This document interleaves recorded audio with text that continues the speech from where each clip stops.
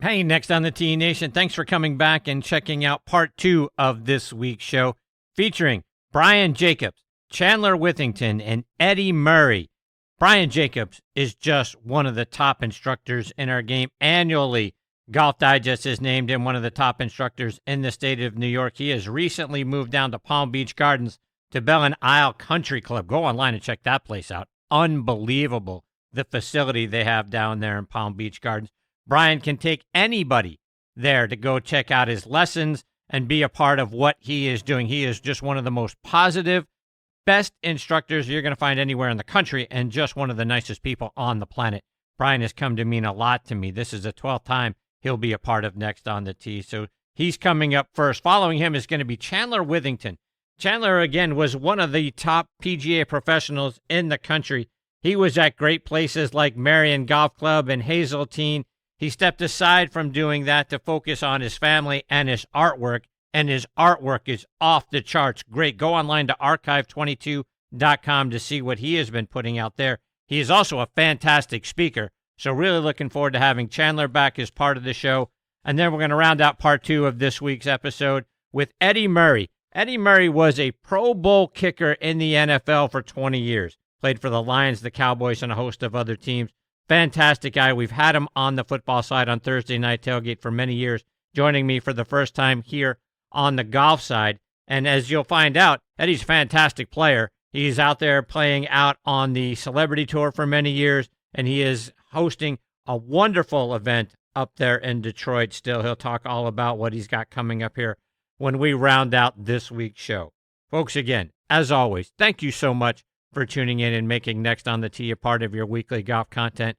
I appreciate you all so very much. Sit back, relax, and let us take your mind off everything else going on in your life for the next hour or so.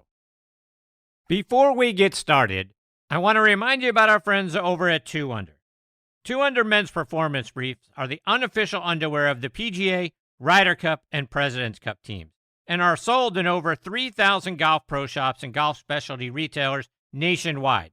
Ricky Fowler is their global ambassador, and over 50 other PGA, Korn Ferry, and Champions Tour players wear them. Just to mention a few, they are David Toms, Jerry Kelly, Justin Thomas, William McGirt, Scott McCarron, and Chris DeMarco. The Joey Pouch technology provides the ultimate male asset management, delivering maximum comfort from the tee box to the boardroom to the bedroom. Go to 2under.com to check out the bundle specials that offer substantial discounts for being a Next on the Tee listener. That's the number 2, UNDR.com. 2 Under, performance in your pants. Every January, PGA Tour Superstore pros meet every manufacturer, learn about the latest equipment, log thousands of hours of training, and together hit over 100,000 balls. All so they can get you the perfect fit. Okay, now back and making it an even dozen times with me here on Next on the Tee is one of the great instructors and people on the planet for that matter, and that is Brian Jacobs. Let me remind you a little bit about Brian's background. He earned his undergraduate, then his Master's of Education from State University, New York at Brockport. He became a PGA Assistant Director of Instruction at Ravenwood Golf Club up in Rochester, New York in 2006, simultaneously becoming a staff instructor for Hank Haney Golf. Back in 2010, he became the Director of Golf Instruction and a Hank Haney Certified Instructor at Irondequoit Country Club in Rochester. In 2014, he became a lead instructor on the Golf Channel Academy, and in 2015, he started his own golf academy at Ridgemont Country Club. He has been named a Top 100 instructor by Golf Range America and one of the top instructors in the state of New York by Golf Digest. He's a 2-time recipient of the Western New York PGA Section Teacher of the Year Award, the Player Development Award, the Bill Straussbaugh Award, and the Horton Smith Award. He is now down at Ballin Isle Country Club in Palm Beach Gardens, Florida. He is also one of the most positive and uplifting people you'll meet anywhere, and I'm so excited he is back with me again this week here on Next on the Tee. Hey, Brian, how are you, my friend? Oh, Chris, I'm awesome. What an intro. Every time you intro, I feel older and older. Um, But I'll tell you, the awards and all the other stuff was really a byproduct of great people that have been around me, including yourself. And I'm just feel super grateful and super privileged to have you as a friend and be on the show. And it was great getting to meet you finally in person earlier this year at the PGA Merchandise Show. It was even greater hanging out with you in person, and it has been hanging out with you here on the show. And you've been fantastic every time you've come on the show.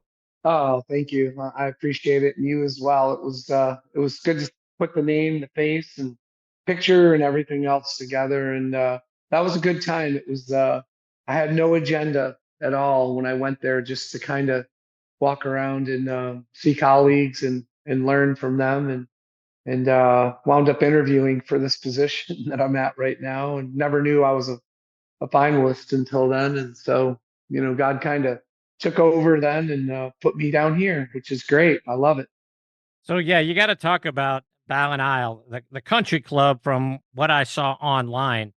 Just looks absolutely amazing. And I mean, this is a huge country club. It's got so many amenities. You got to talk about how you got this job and what it's been like for you so far.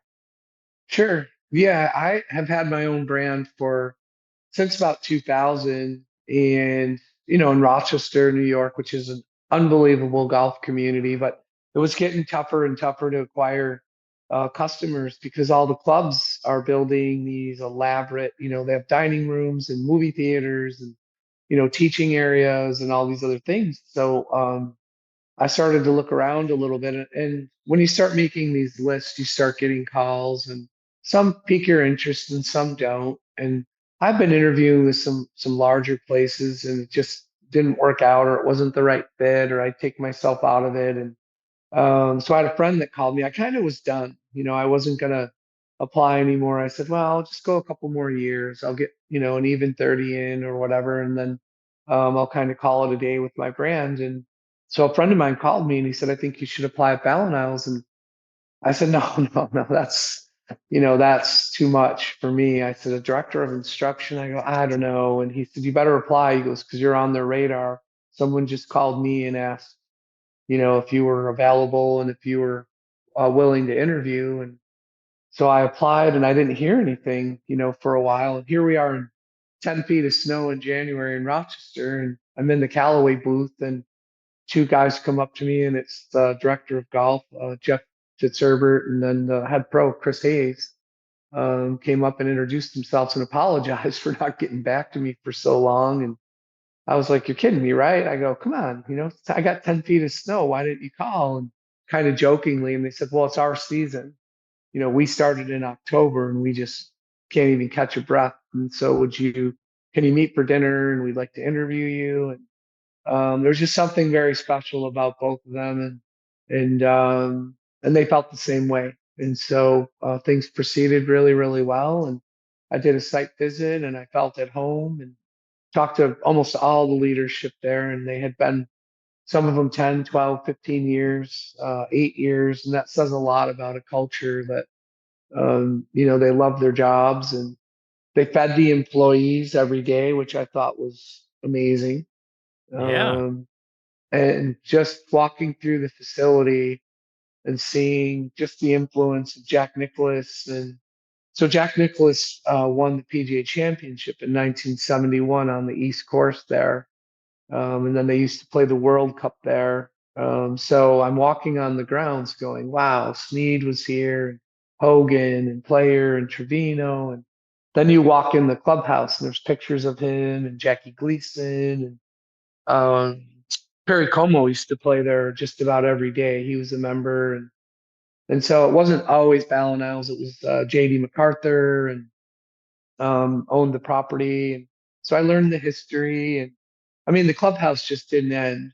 And then I said, well, thanks for the tour. And like, where do I go? Like, where do I teach? And they said, oh, come on. And so they took me into the learning center, and it's amazing. It's, we have 3 golf courses and two ranges, both with 65 spots and top tracer and trackman, and another 11 acres of practice greens and a 23,000 square foot putting green. And I'm almost crying, when I'm in the interview looking at it going, as an independent, you pay for all that stuff and you pay rent. And I go, I can use all this. They're like, yeah, and you get a cart and everything. And I'm like, I get a cart. Yeah. And you get staff. And I'm like, I get staff, and so we're really working hard on building a great culture. and the members there are just phenomenal, just absolutely just wonderful. They're happy people. They're vivacious. They love golf, and that's really cool. Like it's just a cool place.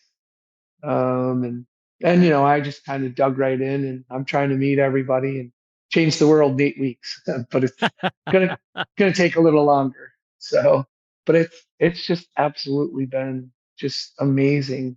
Like the golf shop is literally like a department store. I mean, it's incredible just the size of it and the volume and how supportive the people are. And I think they have, I don't want to misquote, but I know they have 5 restaurants. Oh my. Um, yeah, and they all have a different vibe. So they're um, everywhere from cheeseburgers and pizza all the way up to, the finest food that you can get. Trying to think what else. It's just, and the 3 golf courses are amazing. So they have an east, a north, and a south. And so Nicholas redid the east course, and they opened that in 2020, reopened in 2020, and it's just been wonderful, just playing all the golf courses and just seeing the contour of everything and just the agronomy. They have an agronomy director, and then they have 3 heads groundskeepers as well, and then all their staffs because all the golf courses are independent. I think they have 400 employees, and it's a Troon um, portfolio property, so it's one of their top properties. So it's like I'm still, like I said in our pre-interview, I just pinch myself every day. Like you got to be kidding me with this place every time I drive in, and just kind of take it all in. Just the flowers, even, or you look at them and you're like, I wonder how much it is to keep these flowers alive, Right. Yeah, and so and they're just great people, just very, very, very cool people. I've met so many nice people and heard so many stories about how they were entrepreneurs or ran a business, or some are athletes that have played professional sports, and they're just at home, just relaxing and playing golf. Yeah, it sounds like you're at a 5-star resort. I am every day. I mean, it's just crazy, like just how they treat you, how kind they are, and that's how they want it. They want it to be a very open and inviting place. And the general manager there, Ryan Walls, is absolutely incredible. He's a big culture guy, and he lives it and he walks it, which is and talks it, which is really, really amazing. When you see how much work he has to do. And I didn't even mention the tennis area. So the tennis, they have a sports complex that has fitness and wellness, and I think they have 20, 22 or 24 tennis courts. So the Williams sisters used to live in there. So they have an exhibition court for pros, and pickle courts and tournaments. And I mean, it is just absolutely amazing. It sounds like it. For everyone who's listening who now says, geez, I want to be a member at Ballin Isle, tell them where Ballin Isle is. It's Ballin is in Palm Beach Gardens, Florida. So it's right off PGA Boulevard, and it's gated like everything, which is a total culture thing to me, like total culture shock. Like everywhere you go, there's gates, and you have to call people and get gate clearance and have codes. And so even looking for housing was a lot of fun. You can't just like where I grow up, if you want to look at a house, you just drive down the street. Here you gotta call and get security clearance and meet a manager and walk around. And so it's a little bit of a different culture change, but really Yeah. close to the beach. Del Rey is about a half an hour away, and PBI, where you fly into, is about 15 minutes. So it's just an awesome place to live. Coming down there from Rochester, part of your student base were a handful of Buffalo Bills players. Are you going to be able to Hmm. keep those Bills players as students? Are they going to be able to come down to Ballin Isle, or are Yeah, you going to yeah, be they able to can. do video? Or Yeah, they can come in, and Eric Wood visited. Let's see. He visited early in my stay here. I feel like I've been here a year, but it's only been 8 weeks. So he was about 3 weeks in, or maybe 2 weeks in, he actually spoke at a event here at the club. It's called the Fitzy, and it's kind of like the Invitational. And so he spoke, and then we had a nice dinner after that. So they gave us a 24-ounce steak, and I said for two of us, right? And he's like, no, each of you get a 24-ounce steak, and I said, well, that's about 18 too much for me, and but we were waited on, and we sat in a private room and got a chance to catch up. And I've had a couple of my out of towners in. One of my guys is a trick pilot, and so he flew a show in Tampa and then got in his other plane and flew down, and I picked him up at the in Stewart at the aviation center there, and I had a doc come in from Scanning Atlas for a few days, and then I think in 2 weeks I've got another student coming in, Cirrus owner, and yeah, but my guys, if they want to come down, they know they can come, and so camp will be OTAs will be happening pretty soon, so that's the time where I used to see them the most. So they're holding on to their free time right now. Brian, let's switch gears a little bit. But Sure. speaking of the Buffalo Bills, I got to get your thoughts on the draft. We're here a couple of days post this year's draft, and what did you think about what your boys did? I thought they did great. I thought it was great. They did some stuff in free agency, and um, it's hard, as you know, the franchises. If you really look at it, I think the turnover on rosters is about 70 to 80% every year, and 100% of the fans flip out every year, which is I try to lay in the weeds a little bit because guys are going to go to free agency, and you're happy for them, right? When they get to another ball club and they get a good contract, and so I just thought they did great. I thought it was great getting down into the second round and having all the picks that they had, and Brandon Bean to me is just an absolute wizard as a general manager. He's good at wheeling and dealing, and he seems to be able to compile pretty good ball clubs every year. So I thought the kid from Florida State that they drafted is a freak, absolutely amazing. And the kid they got from Duke is awesome too. He's a high culture, high motor, guy. So should be wonderful. I haven't followed it completely with their free agency. It's really funny. Since I've been here, I've watched probably 2 minutes of television and haven't been on social media much, and just kind of work and go to the gym and get this ship going the right direction, for the instruction. But how did your Steelers do? How did you feel? I felt outstanding. I mean, I think Yeah. Omar Khan is the best GM we've had since Tom Donahoe back in the '90s. Yeah. I thought the guys that they brought in. I mean, look, we know that the offensive line has not been as good as it needs Hmm. to be, and we got Right. three guys to come in that are offensive linemen. I think that's going to help Russell Wilson or Justin Fields, whoever Sure. ends up being the starting quarterback. Yeah. And now with Arthur Smith as the offensive coordinator, and they're going to want to run Right. first offense, right? And to be able to block well for Najee Harris is going to be a huge deal. So I'm very Yeah, excited. I agree. Yeah, Yeah. I was not surprised at some of the moves they made, and I think Justin Fields will probably be your guy, which is great. Great kid, and I'm sure he's got a little fire, in his belly going to get going and prove, that he can really play, and it'll be great. The AFC is awesome. I love. I'm so happy the NFL is coming along because I just love football. I love every part of it, and it's been fun to watch college. It's fun to watch, the pros, and I try never to miss a game. And So so I know you don't miss any. no, for sure not. But here's the one thing I don't understand. And I was talking to another buddy of mine who's a huge Bills fan. In Hmm. 2017, you guys traded down with the Chiefs, which allowed them to pick Pat Mahomes. Now Right. the Bills, who need wide receiver help, trade down Yeah. again with the Chiefs, which lets them get Xavier Worthy, who is like Right. Tyreek Hill 2.0. He ran the fastest Right. 40-yard dash in the NFL Combine, and the Chiefs are Right. the team that you guys need to overcome to get Right. back to a Super Bowl. I just can't understand why you keep trading with them and let them get all this great talent. Right. I don't know. That's the one thing I don't get, but I don't know, 4-3, but can he catch, and can he stay out of jail and some of the other things, that Yeah, I kind of look at that and say the corners are fast too. And I don't know, it'll be interesting for sure.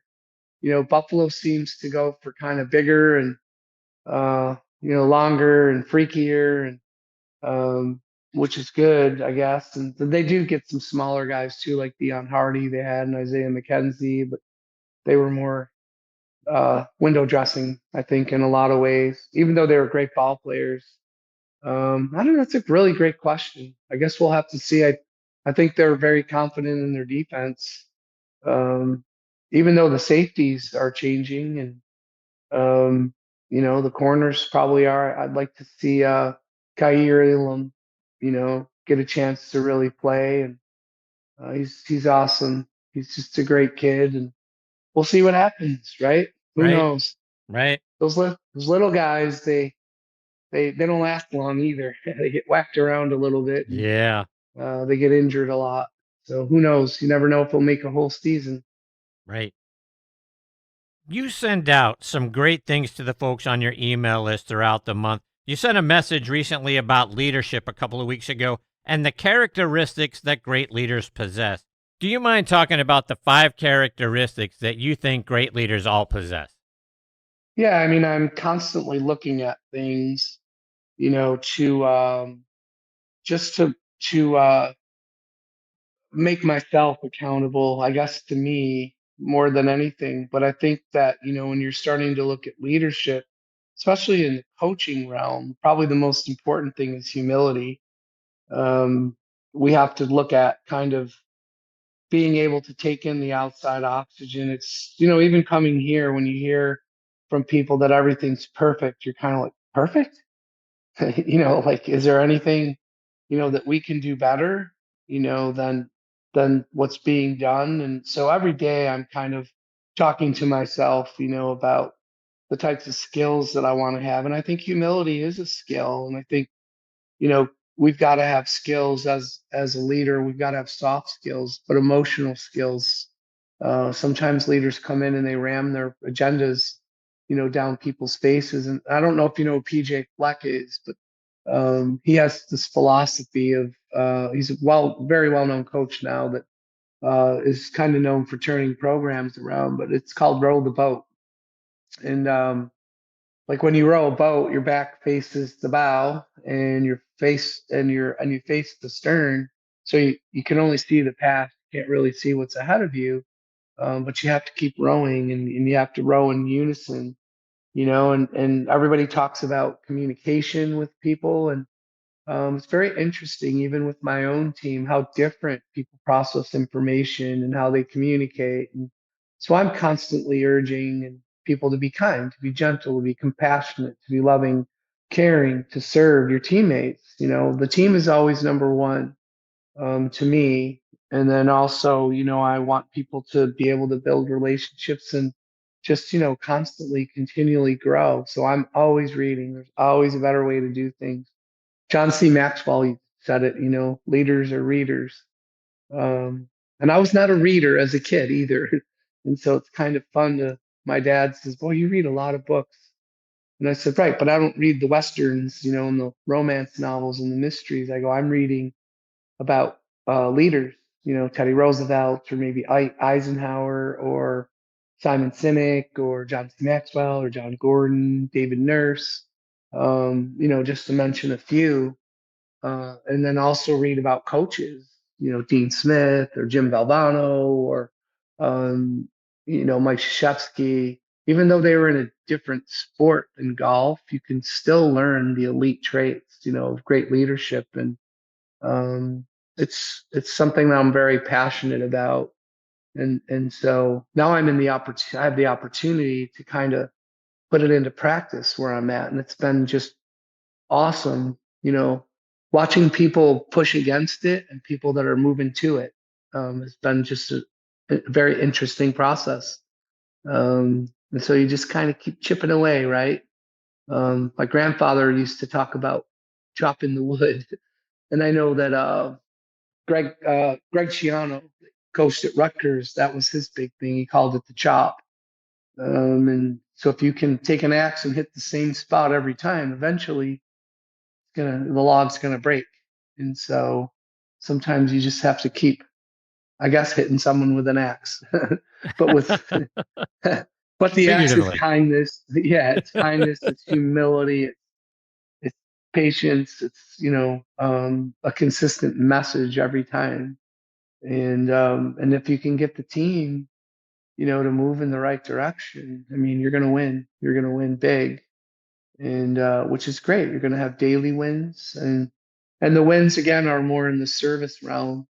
Um, we set a really nice vision here at 71 Learning Center, which is a 4-bay TrackMan facility with club fitting and just everything and anything you could imagine at the facility.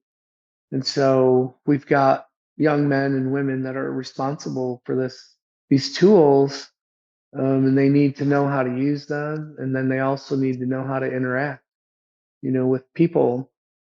And it's just at the end of the day, people really want to be served. They want to be cared for. They want to be loved, and it's on the team side and also on the customer side. And so it was really funny. I was in a meeting, one of the early meetings, and one of the staff said, "Why do you keep calling everybody a customer? They're members." And I'm like, "They're a customer. They're partaking in a service. So we need to serve. We're in human services, you guys. We're maybe not as important as nurses and doctors and firemen, but we're servers. That's why we're here. We're teachers." And he kind of looked at me like, "Oh, no, I never thought of it that way. I just thought of them as members." And I'm like, "No, they're people." you know, they're not. And so we've had some really good conversation in the last few weeks, and he's a little bit older, and he's kind of like, "Wow, I just can't get over like how you called them customers." And I said, "Well, they buy stuff, and they're taking lessons, and so are getting coaching, so they're a consumer, That's they're a right. customer." Yeah, so we're all customers, we're all consumers, Right. and, and if we can um, look at each other in a kind way and be gentle with each other, which we need a lot of in our society, and patience, we can really accomplish some pretty great things when you really get down to it. Right. Brian, just a couple more before I let you go. I got to get a playing Sure. lesson from you. Yeah, So, that'd be fun. Come on down. indeed, definitely now. Um, Yeah. I got to get one from you tonight, though. I want to, for many of us, and I'm one of them, I got my hand in the air. We struggle in our swings with early extension, kind of coming over the top, Mm, hitting that yeah. pull hook. What is hmm something that we can do, something we can adjust that'll help us hit straighter shots? Well, this is the cool thing about early extension, the early part. So basically, what happens with early extension is that the vertical force that you're using is out of sequence. So whenever somebody wants to hit a golf ball, they'll create verticality before they convert have lateral movement. And so many people have heard like lateral movement is bad for your golf swing. But if you take a look at how somebody throws a baseball or a football, they have to move laterally. They move lateral first, then they rotate, and then they move vertical from that point. So if we can just get the movement to be lateral first. So one way that we do that, or I do it, is I do it in the gym a lot, mostly with people, like throwing a med ball. But we can do it sometimes too with having people do proprioception exercises with just hitting balls with their feet together, balancing on one foot and hitting a ball, balancing on the other foot and hitting a ball, hitting balls with your eyes closed with a normal stance, sumo squat, hitting a ball. All these different things make your body function, and it makes you move the club in space, and you'll start to get that lateral motion just intrinsically. You won't early extend. It's I'd be hard pressed to find anybody that early extends when they're squatted down in a sumo position with the club, flat underneath their zipper line. They won't early extend. They don't stand up at all. They move lateral and they rotate. So that would look weird on the golf course, but those are the feelings we need to get. And if we can get someone a feeling, then they can actually turn it into reality from that point. So I would say play some games first, and then when you go out on the golf course, just play. Um, and I've had people that have had early extension, and I'm like, it's great. At least you're early.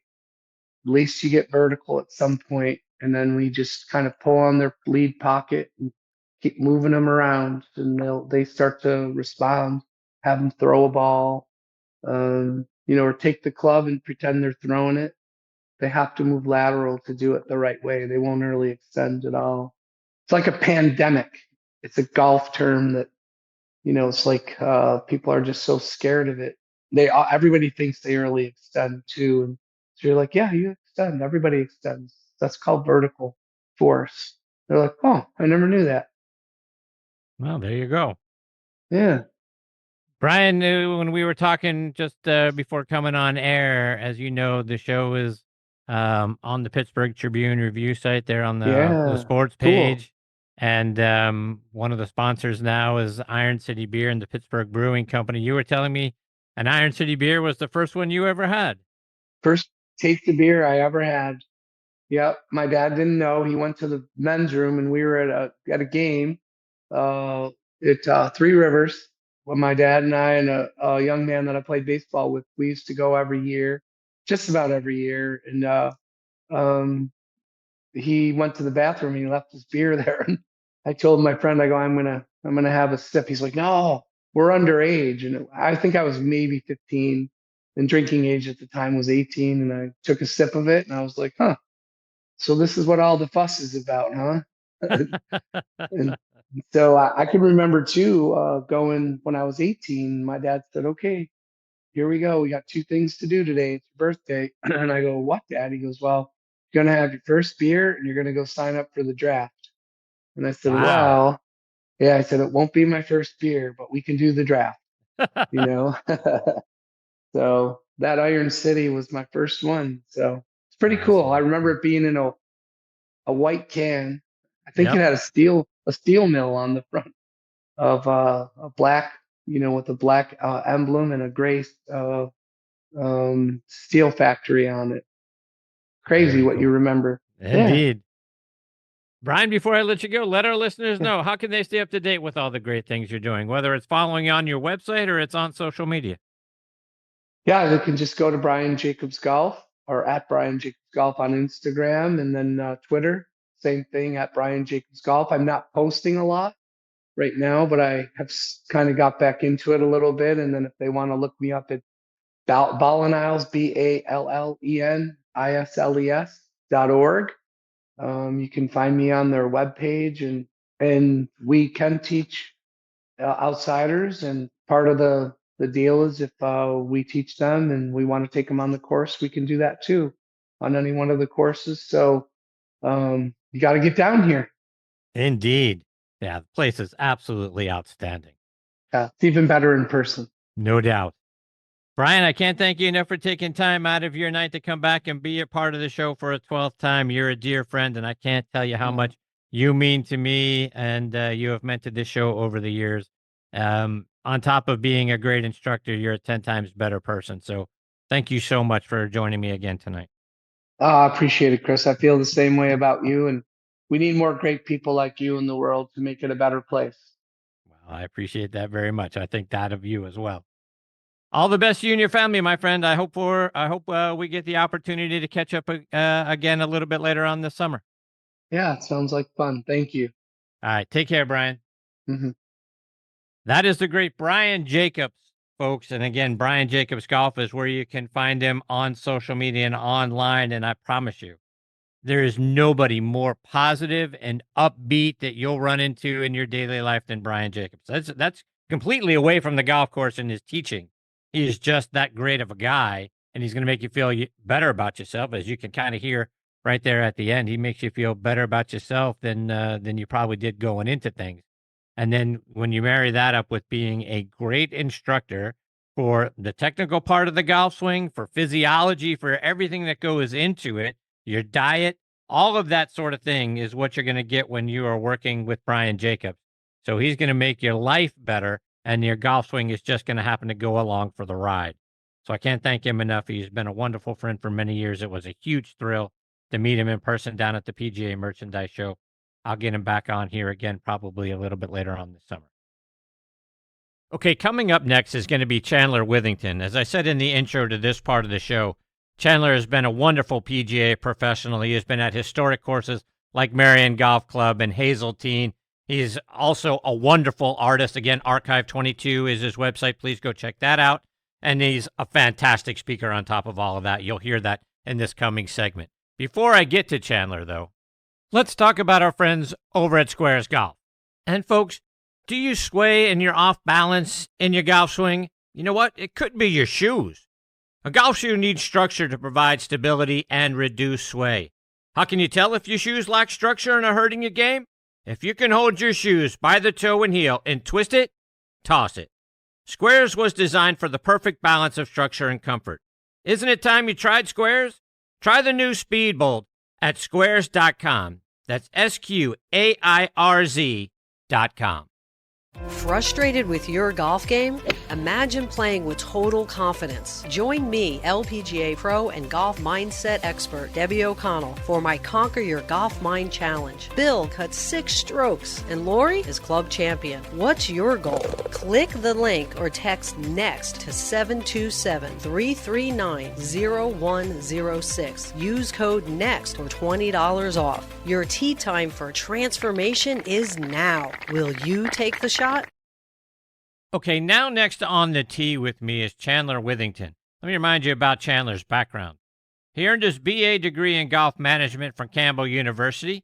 He spent a couple of years as an assistant pro at Seminole Golf Club, then moved on to become the assistant pro at Canoe Brook Country Club in New Jersey. He later moved up to be the #1 assistant at Marion Golf Club, and then head golf pro at Hazeltine. For the last few years, he has stepped away to focus on his artwork, which is fantastic. He has created great pieces for the USGA and the PGA of America, and ultimately for all of us, to commemorate the history of the U.S. Open, PGA Championship, and the Ryder Cup. You can go online to check out his artwork at archive22.com, and I couldn't be more excited. He is back with me again this week here on Next on the Tee. Hey, Chandler, thanks for coming back on the show. Chris, good to be with you, and good to start with a laugh. I can laugh at myself. So, Chandler, it's been almost a year since I got to spend some time with you on the show. Update us. What's been going on with you? Yeah, thank you. And thanks for checking back in with me and give me a chance to come back and talk with you, which is always great. And I enjoyed listening to Brian Jacobs before we came on. I think listening to your introduction, which is thank you. I mean, thank you for the long list of where I've been. I think we just start with gratitude for the opportunities that we've been given. But I think when I stepped away from the job at Hazeltine, I think a lot of people say what you did, which is, to focus on the artwork. The artwork has happened. I think I really just stepped away first and foremost. My focus was on being a more present father to our 3 kids, was really the driving force behind that decision. And then really without a plan, and I don't recommend that to anyone, please don't quit your job if you don't have another plan. It's rather stressful in a household.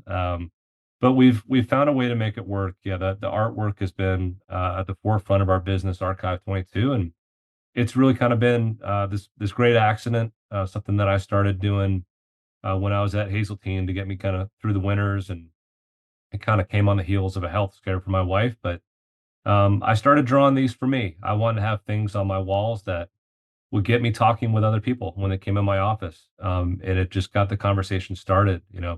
Where's Chris Mascaro from, and where have you been, and what do you love, and who are your favorite players? What are some of your favorite moments in golf that you've been to, or favorite places, and where are you going? And just getting things started from there. And I think as those conversations went along, we always kind of crossed our wires into, oh, I bet you've met this person, and if you've been there, do you know this person? And we find out we're a lot more connected than we really believed, at first touch. So the artwork's been great. And, I'm kind of press and play right now on another phase.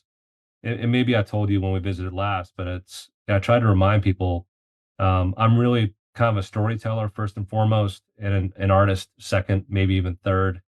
I want to tell the stories behind the artwork, from championship golf and the world of golf. I'm more of a value-based storyteller. So I've started doing some public speaking. I have a message which I can share a little bit, and then like you, I'm going to start a podcast, and I'm sure people will roll their eyes and be like, great, the world needs another podcast, right?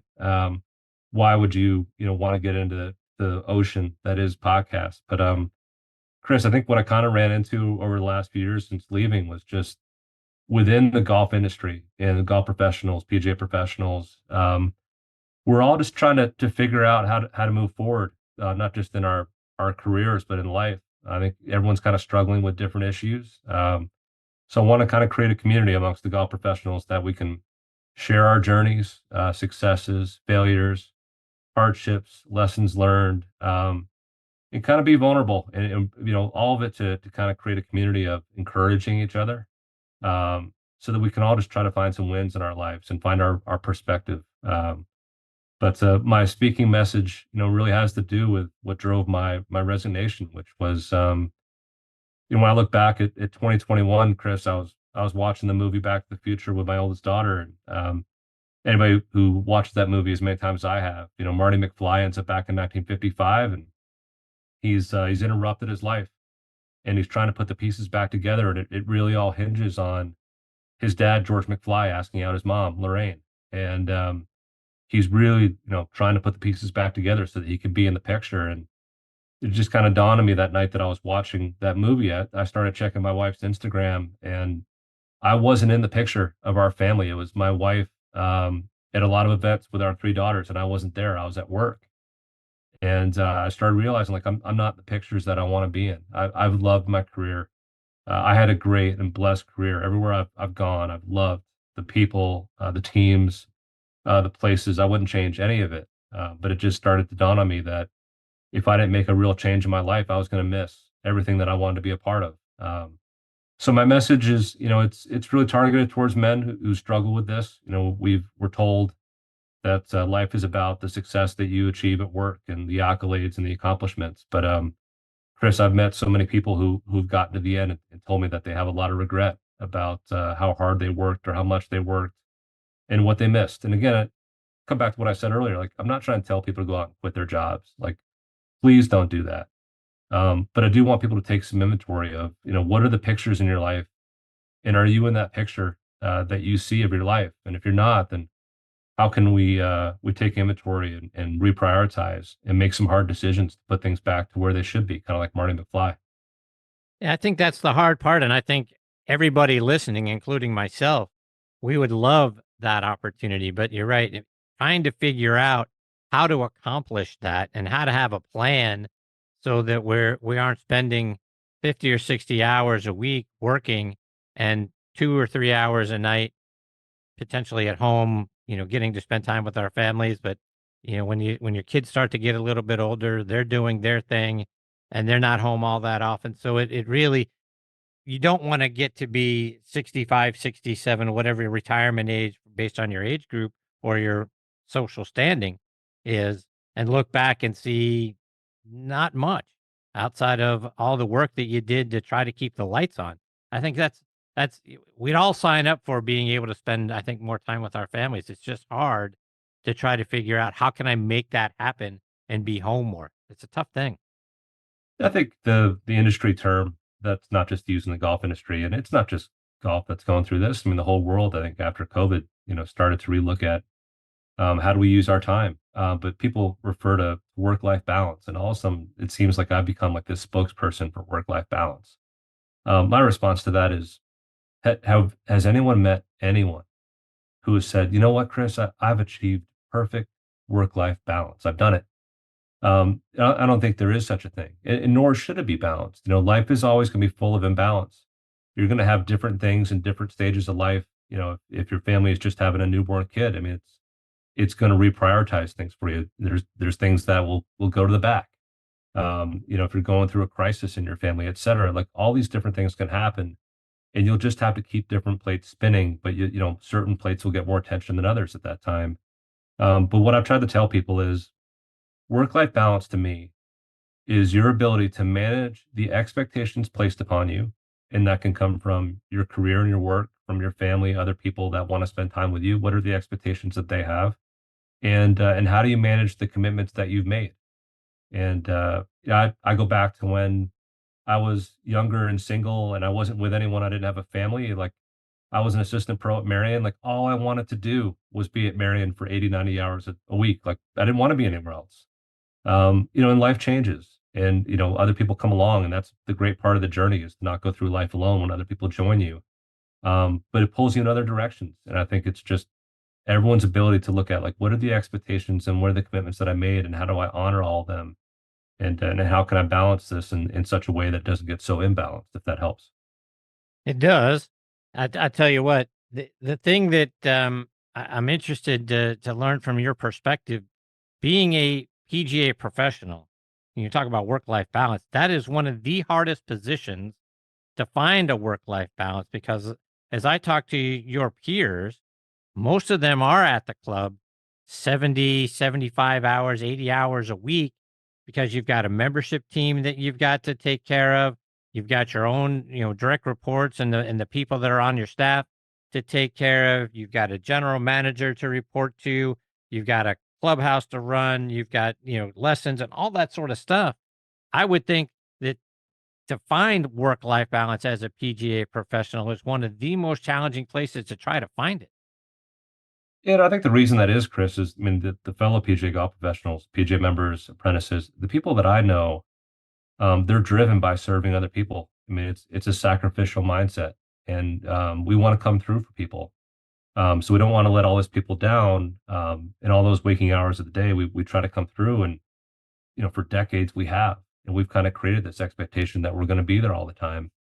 Um, any type of change that happens in any walk of life, there has to be somebody who's willing to break the chain. And I think what we had was, in my experience at least, was the work ethic that I saw the PGA pros that I worked under. I saw like the amount of time they were there.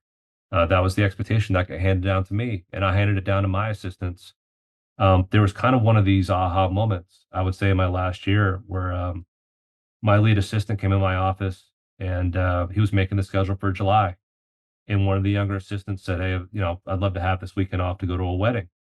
And, the lead assistant's kind of looking at me like, that's a no, right? I mean, it's always been a no. We don't take weekends off in July. Like, why even ask? And I was already starting to change. And I looked at him and I said, look, I get it. I never had weekends off in July, neither did you. But let's look at this. We don't have an event that weekend. We have plenty of coverage. Why can't he? And also just trying to understand that, like, when we say no to those requests, we're not just saying no to the person asking, we're saying no to also the people that he wants to spend time with. So I said, look, give him that weekend. And by the way, you take this weekend and this person takes this weekend and the other person takes this weekend. And you all have a weekend off between now and mid-August. It takes someone willing to just break the chain of, well, that's the way it's always been. I think there's only one statement in life, Chris, that when I ask somebody, like, why do we do something? If they say, well, that's the way it's always been, like, I really lose my patience with that response. Same. So it takes, there are people that are in fixed mindset. Fixed mindset is, well, that's the way it's always been. That's the way it will always be. Growth mindset is kind of like, well, that's the way it's been, but is that the right way to do it? And if we kind of bring some growth mindset people into these conversations, I think we're already seeing some change. I mean, the conversation's gotten louder post-COVID because we just couldn't sustain that pace.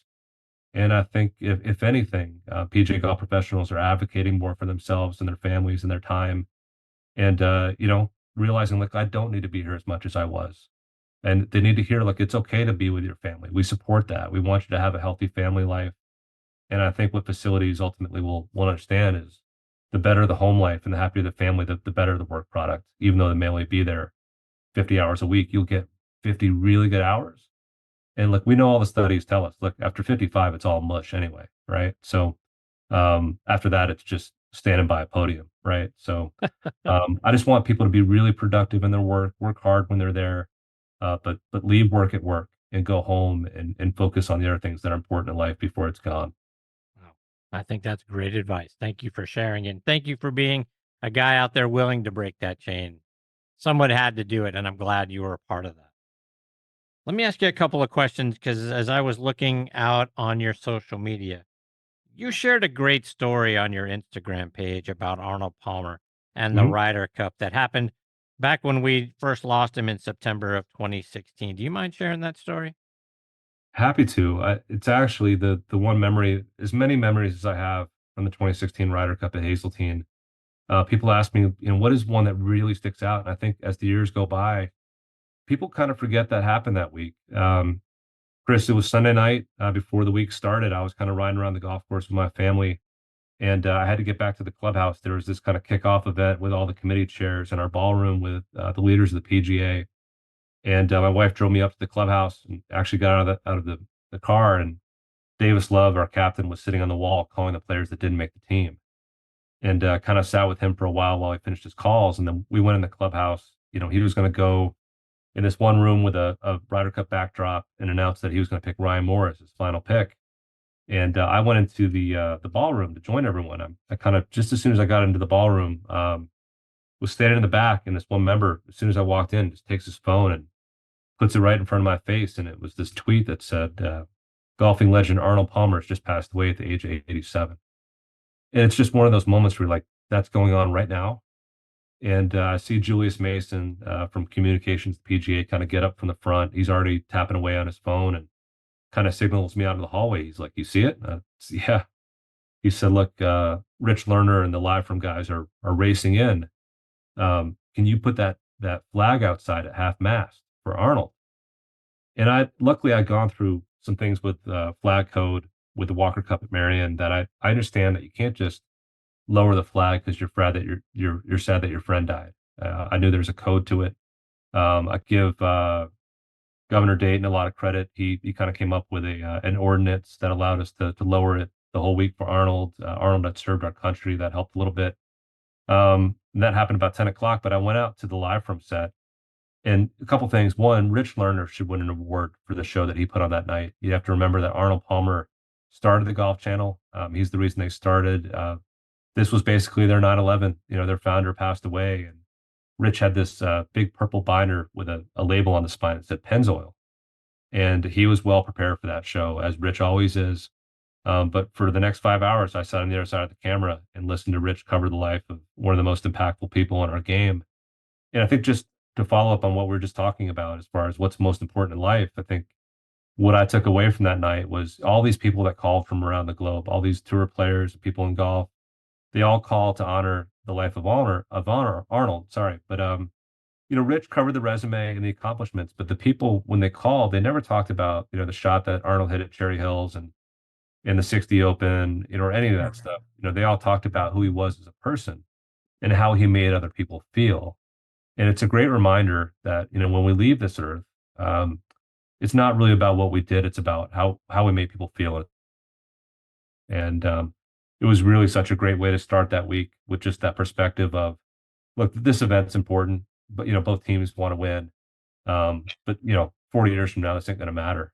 It's about how you conducted yourself out there. And I think we saw those great moments that week. Moments like Patrick Reed and Rory high-fiving each other after those shots, and that's what the Ryder Cup was supposed to be about. When it had its genesis back in early 1920s, before it was even official, it was meant to be a camaraderie match. And I hope we always keep that aspect, because I think that just personified who Arnold was. Chandler, just one more before I let you go. And you did a hand-drawn master's piece that you gave away right after the tournament this year. It Hmm? was beautiful, just like all the other things that you do. Is that something that you might be adding to your shop and things that you might be doing in the future? Well, I hope so, and I appreciate the kind words and you saying that. It's funny, that one I drew that during COVID when Dustin Johnson was winning in 2020, and that was back in such an era of like I was drawing it for an audience of one. I was drawing it for me. I think it's okay. I'm probably more critical than most people. I think it's just okay. Where we are with the artwork is, I think people are kind of like, well, when are you going to put out the Open Championship? When are you going to put out the Masters? Like it's not really up to me. If you do it the right way, at least. Of course, I could start selling these tomorrow, but I'd probably get a cease and desist pretty soon after. And look, we play a game by the honor of, integrity of, calling the rules on ourselves when no one's looking. For some perspective, it took us 8 months to get permission from all 52 clubs on the U.S. Open to use their logo on the artwork. Never been done before. It took us another 10 on the PGA Championship and Ryder Cup, and we're in month 15 on the Open Championship. The RNA and St. Andrews are in. There's one club outstanding. Patience wins in these things, and I think we kind of told ourselves if we can get U.S. Open, Ryder Cup, PGA, and the Open in the market, I'll call Augusta and see if they're interested. But we wanted to have that credibility before you approach an association like that. We wanted to have a track record, demand people like yourself asking for it. If and when we get there, and they're interested in it, I will insist that it all gets redrawn. I like to think that I've gotten better at this over the last 4 years. But all things in time, Chris, I'd love for it to happen. But I just want to be really patient with the process and continue to earn the right to be considered, because there's so many great artists out there right now. I'm still such a beginner at this and just humbled by the success that we've already had. Chandler, before I let you go, let our listeners know, how can they go online, check out all the wonderful things you have available there, and then continue to follow you on social media? Yeah, well, thanks, Chris. I mean, our listeners and our followers, people are listening right now, is what's making all this possible. Without people who want to buy your artwork, I'm just a guy doodling in my basement. And that's a pretty scary reality. So the people that support me and my family in this journey that we're on and the reasons that we did it, you can find us at Archive22. That's archive22.com. Use the welcome code for 15% off. You can use the bulk discount code on our shop page for 20 or more percent off and free shipping. But find me on Instagram at Chandler Withington. And I love to interact with people. I have such a curiosity about other people. I look at every follower. Who are they? Where are you? I'm so curious about them. And I hope through this journey here of public speaking and getting the podcast going, that I'll get to learn more about them through engaging and interacting and sharing knowledge. We're all in this together. None of us has got this life figured out. If we can learn from each other, we got a chance, right? Indeed. Chandler, you're such a wonderful guy. I can't thank you enough for coming back and sharing more of your stories and your insights with us. You're doing great things out there, and the message that you convey is just top notch, just like you are. I can't thank you enough for your time. Hopefully, we get the privilege of catching up again much sooner this next time around. Yeah, I'll work on the mute button next time. But Chris, thank you for all you do for golf. We all love it in the same way, and thanks for all you do. I'll talk to you again soon. Thank you, Chandler. All the best to you and your family, my friend. Likewise. Thank you. See you, Chandler. That is Chandler Withington. Withington is the spelling of his last name. Archive22.com is the site, folks. You go on there and look at what he has done for the posters or prints that he has put together for the USGA and the PGA of America, and see how he's got them. All the logos, all the years that whatever site it was held at, who won that year. It's just fantastic stuff. I was reading one of the articles, and some feedback that he got was from the U.S. Open was the most wonderful piece of memorabilia that the person he was talking to said he saw in the merchandise tent. And I 100% agree with that. And he's going to sign it for you too if you want him to. It's just a fantastic stuff. And then when you see what he did, and you guys know how much I love Augusta National and the Masters, the piece that he gave away is fantastic. He's way too modest about what that piece looked like. It was fabulous. So you got to go out there and check it out, and then give him a follow on social media as well as he continues to do things. His podcast, I'm sure, is going to be out. And you can hear in his voice what a great speaker he is. And then the message that he wants to send. Great stuff. I'll get him back on the show again much sooner this next time around. All right, now joining me for the first time on this show, but a guy who has been a wonderful guest for many years over on our show Thursday Night Tailgate, is former Pro Bowl kicker Eddie Murray. Let me remind you about what a great career Eddie had. He was a 7th-round draft pick by the Detroit Lions in 1980 out of Tulane. Played in the league from 1980 to 2000 for the Lions, Cowboys, Redskins, Chiefs, Vikings, Eagles, and Bucks. He was selected to the Pro Bowl in 1980 and 89 and to the 1980s All-Decade team. For his career, he made 76% of his field goals, 99% of his extra points. He even punted 5 times for an average of 38 yards. Eddie still ranks 25th all-time in points scored, 24th in field goals made. He was inducted into more Sports Hall of Fames than I think anyone ever. He was inducted into the Tulane Hall of Fame in 1987, the Greater Victoria Sports Hall of Fame in 2004, the Greater New Orleans Sports Hall of Fame in 2006, the Michigan Sports Hall of Fame in 2008, and the Gridiron Greats Hall of Fame in 2014. And I am honored he is with me here this week on Next on the Tee. Hey, Eddie, how are you, my friend? I'm doing well, Chris. Hope you're doing well also. Same here. So, Eddie, before we talk golf, I want to go back into your playing career for a minute because we just had the NFL draft this past weekend. And like Yes. I mentioned in your intro, you were drafted in the 7th round. Not a lot of kickers get drafted. Talk about what you remember about the night that you got the call from the Lions. Oh, wow. It seems so long ago now. It's funny just talking with guys how everything is so different. When I came out, like I didn't get invited to play in any of the All-Star games, the Senior Bowl, the East-West Shrine, all of those All-Star games that they used to have. Didn't get an invite, didn't go to the combine in Indianapolis. So when I came out, I had a couple of workouts with some teams. Back then in the 80s, they used to have it used to be called the Bledsoe Scout. Bledsoe was kind of like a scout would scout for like 5 or 6 teams. It was a money saving thing for the NFL.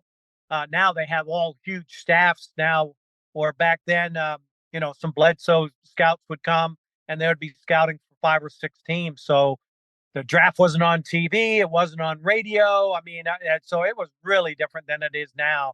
I know I was down at the Thursday um, in Detroit for the first round draft, and they just did an outstanding job. The Detroit Sports Commission putting it together. I think it was just a home run for the city of Detroit, and just the Lions really put on a great job. So talk about the scene there, because I read they had about 275,000 people for the NFL draft, set a record Yeah, for attendance. yeah. What was the scene like? Well, I mean, I know TV wise, it was just unbelievable to see. The thing that a lot of people don't realize, the 275,000 number that they gave out, they had like a cordon ring around Detroit. And that 275,000 were the people that were inside that ring, which basically was, you could sign up on NFL.com and get a ticket and be inside the ring and you just find a spot to stand kind of thing. But I was actually at an event outside the cordoned off, and there were just thousands of parties and um, tailgates and people around there because the word was that they thought there was about 450 to half a million people Wow. downtown on Thursday. So, but they only did the number inside the ring. Wow. That's unbelievable. Yeah. And anyway, Eddie, we're starting to see Barry Sanders showing up in a Lions jersey a lot more nowadays in commercials. He was there at the draft, and Yep. I know you spent a lot of time with Barry. It just, to me, it's refreshing to see him back. It didn't end all that well for Barry with the Detroit Lions and the franchise. Have things started to kind of ease up? It seems like he's okay now. Maybe time has healed the wounds. Well, both himself and Calvin Johnson, because Calvin also had a similar type of situation with having to give some money back from signing bonuses with them not fulfilling their contract and all that type of stuff. And Calvin's definitely coming back more into the fold, as well as Barry Sanders. So I think bygones are bygones for both of those players. And the Lions have definitely embraced them to be around a lot more. They certainly had a good season last year. 12-5, got themselves all the way to the NFC Championship game. It's good to see the Lions being a relevant team now. How do you feel about where the franchise is at and the direction they're headed? Well, it definitely needed a boost in the arm, and I think when Mrs. Ford decided to step away rather than pass away to give the team on to her daughter Sheila Ford Hemp, that was timing wise was really good because Sheila came in, new ownership. Her first thing was she fired the general manager, fired the head coach, brought in Brad Holmes, sign Dan Campbell. And that was the two biggest decisions she's made. And she looks like a genius right now because um, Brad Holmes has just done a phenomenal job with the draft picks these past few years. And everybody has really embraced the new culture that Dan Campbell has been preaching from day one. And last year really showed the benefits of what he was putting together there. And it was just an exciting season for alumni like myself, as well as the people of Detroit, Michigan, to support the Lions last year. Let's talk a little golf, Eddie. And I was doing some research on you and read that you got introduced to the game by hitting balls in a field over in England with your buddies. Is that accurate?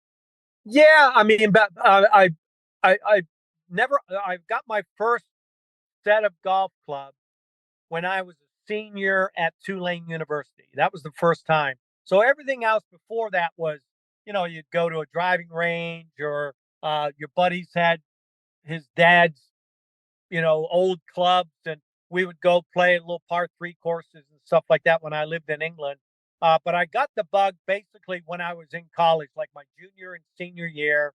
It kind of bit me, and from then on, it's been an addiction that, of course, you can't master. But it's funny. I've just had my first uh, golf league tonight, and so I know I still got a lot more rust to knock off because I didn't play well or score well tonight. So I was a little frustrated. You talk about getting your first set of clubs when you were in college. You and your wife were married in college, and I read she bought you that first set of clubs for Christmas, right? You're exactly right. Yes, yeah, that was my Christmas present my senior year, and yeah, that just kind of paved the way for me to get more addicted to golf. People have been telling me for years that kickers are great golfers because the leg swing is kind of similar to a golf swing. You got to align yourself with your target line as a kicker and as a golfer. You got to deal with the elements like the wind and things of that nature as a kicker and as a golfer. Talk about how similar being an NFL kicker is to going out and playing around a golf. Well, there's definitely a lot of parallels between golf and kicking as far as, having a routine. You have a, certain routine to step back and take your field goals. The same thing, you have a routine with your swing, how you set up, where you're aiming, and you try to repetitively do the same things over and over again and have good results. I was a lot better with a ball at my feet than a club in my hand. So that's been the challenge over these many years of playing golf. Eddie, you've hosted the Hope Network Golf Classic for many years. Talk about what the Hope Network is. I've been very fortunate to be involved with Hope Network for this is actually my 13th year with Hope Network, and I got involved with them. I originally was asked to sit on their foundation board, which was a group of philanthropic people in the state of Michigan that headed up their board, and so I sat on the board for like 6 years, and was an ambassador for them. Spoke about all the good things that we did around the states. We're one of the largest nonprofits in Michigan. We're about a $180 million nonprofit, 3,000 employees, and provide mental health services in pretty much all 83 counties in Michigan. So we have a huge footprint. Actually, this year is our 60th year as a nonprofit. So we've been around a long time. And my last 7 years, I was actually offered a position by the CEO, Phil Weaver. He said, "Hey, how would you like to, you know, work for Hope Network instead of just sitting on the board and start paying you for what you've been doing for free?" So it was a pretty easy yes, because I was pretty involved with what they were doing and all the good things that we did. And I started having a golf outing actually this year in June is going to be uh, my 10th anniversary for the golf outing. So it's been a lot of fun and very gratifying to help out Hope Network. The tournament is actually coming up here pretty soon, Monday, June 17th at the Oakland University Golf Course there in Rochester, Michigan. Yes. Talk about the event itself and how people can get registered to go play. Well, if anyone's interested in signing up for a foursome, they could go to hopenetwork.org and go to Hope Network Golf Classic, and that will pull up their sign up sheets at that time. And Yeah, we doing pretty good. I've been very fortunate. All of my sponsorship levels that I've had have all been taken up, which is really good. So now I'm just trying to fill out the field for the golf outing. There's 2 golf courses there. There's Khaki Cousins, which is the original golf course at Oakland University, and then the RF Sharp course is the newer course that Rick Smith designed for us about 15 years ago. I think now is when he first uh, designed the new course for us. So it's a great facility, great clubhouse. We have a great driving range, short game, and yeah, like if anyone is interested in coming out and playing for us, go to hopenetwork.org. Eddie, I know annually in the American Century Celebrity Tournament, guys like Al Del Greco was a peer of yours. He's a guy that went out there and won that tournament a bunch. Dan Quinn, who is a great friend of this show, he's been a winner out there several times. Other great players like Dick Anderson and Joe Theismann, Steve Barkowski, another wonderful friend of the show. Really good players that played in that tournament. Who were some of your favorite players to play alongside of, and what are some of your memories from being a part of that tournament? Oh, that was really good. I know that was in the early stages of the Celebrity Players Tour that was being developed and grown at that time. Unfortunately, the Celebrity Players Tour has folded, and the one thing that has come out from it that has been a constant is the Century Lake Tahoe event. That's the one event that they've kept, and NBC kept it because it was their big um, celebrity golf outing that they would have. They would have a lot of NBC TV people that would play in it now, and so a lot of the sports guys are not part of that because of the Celebrity Players Tour folding up. But I had some great time. I know my wife and I, we used to love it because we just kind of used it as a 3-day vacation. Because back then, the tour said, "Hey, you have to fly yourself there, and once you get there, then we'll take care of everything else. We'll put you up, we'll feed you, and all that stuff."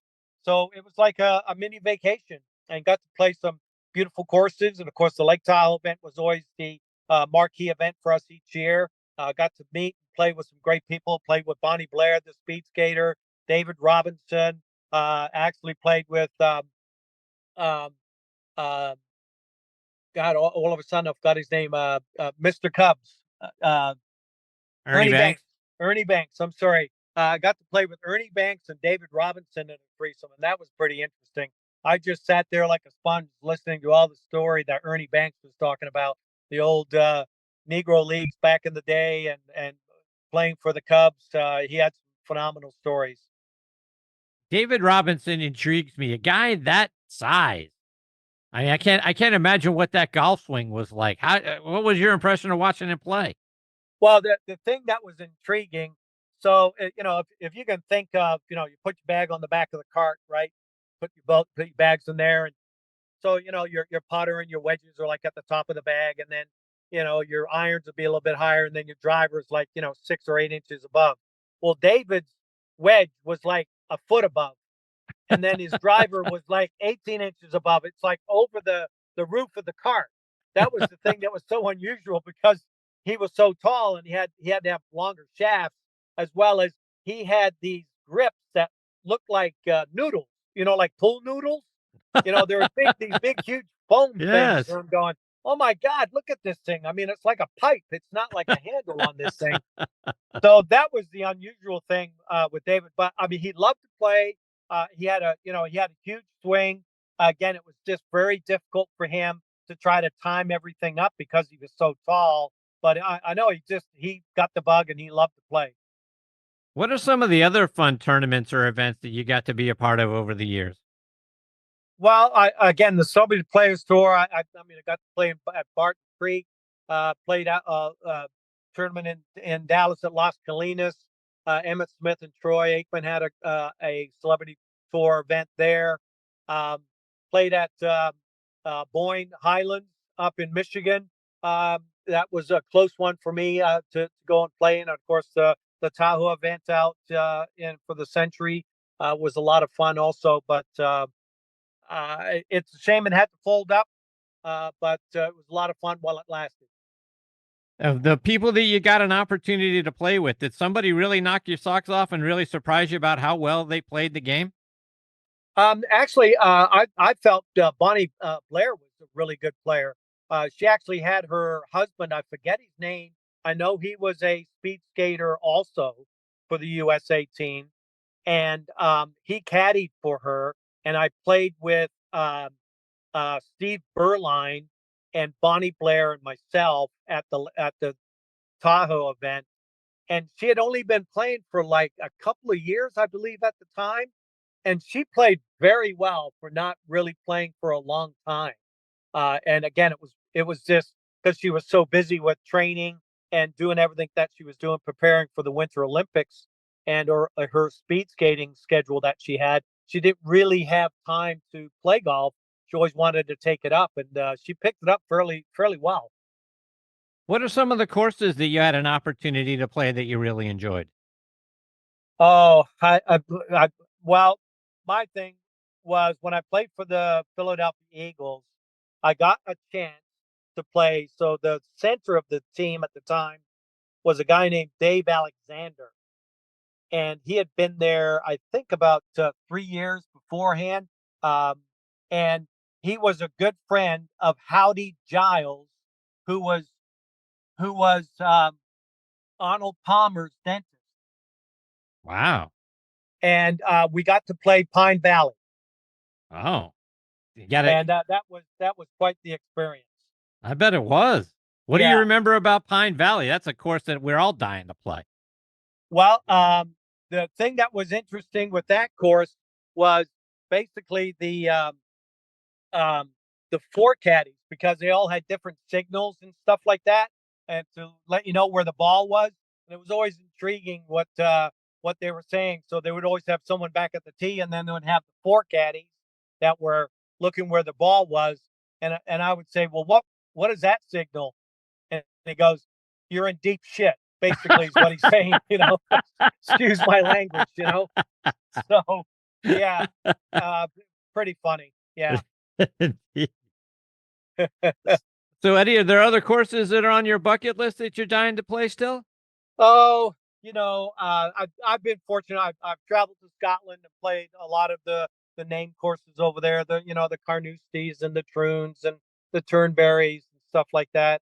A lot of the California courses and Palm Springs and stuff like that too. So I've been very fortunate with my golf travel. Down to Florida and stuff like that. So and my in-laws live out in Scottsdale, so I got to play the TPCs and the Troons and the Greyhawks of the world and Desert Mountains, all the courses out at Desert Mountain, and I've been very blessed to have the opportunity to play around the world and around the country. Eddie, before I let you go, remind our listeners again, how can we get involved with the Hope Network, support what those folks are doing, and then for those that want to get out there and play in the Golf Classic, how can they do it? They can go to hopenetwork.org and go to events or go to Hope Network Golf Classic, and that will take them to the sponsorship form. And how can we follow you on social media? Are you out there? I'm on Instagram and I'm on LinkedIn. That's as far as I go. How can we find you on Instagram? I'm under Eddie Murray 3. Eddie Murray 3. Got it. Yes, sir. Well, Eddie, I can't thank you enough for taking time out of your night to come and be a part of this show. You've been a wonderful guest for many years over on the football show. Always enjoy getting to spend time with you. It's a huge privilege. I hope we get the opportunity to catch up with you again, maybe a little bit later on this summer, see how the game's going. I would love to, Chris. Thank you for having me on your show tonight. Eddie, take care. All the best to you and your family. We'll catch up soon. Take care, sir. See you, Eddie. Bye. Folks, that is the great Eddie Murray. Again, on Instagram, at Eddie Murray 3. HopeNetwork.org is the website to go out there and take a look at what those folks are doing and the wonderful impact that they're having. And Hope Network Golf Classic is where you can go and be a part of it. They've got a lot of really great players that go out there and play in that event. Looks like a lot of fun that they have. I've seen some pictures posted for years out on Eddie's Facebook page and other places. Go out there and check it out. And if you're a Detroit or a Michigan sports fan, this is going to be a haven for you.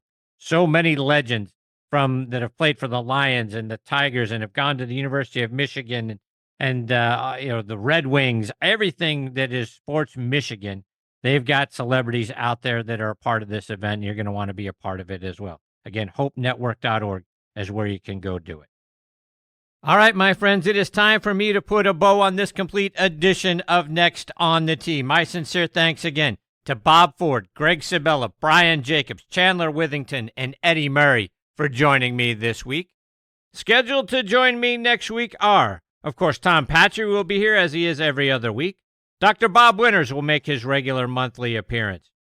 Former four-time winner out on the PGA Tour and Champions Tour, and a guy who many inside the game think would make a great PGA Tour commissioner, Joe Inman, will make his Next on the Tee debut.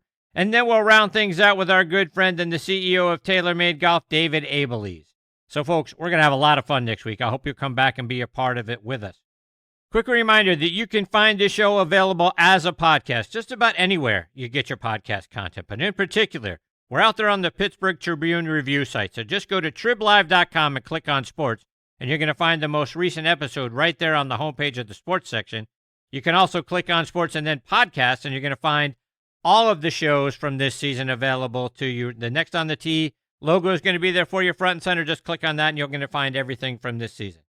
You can also find the show out on Good Pods, Apple Podcasts, Spotify, Amazon Music, Audio Boom, and Player.fm. And as I say every week, my sincere thanks to the folks over at Good Pods for making this show one of their recommended podcasts. So please download their free app and stream your favorite podcast right there on your favorite device.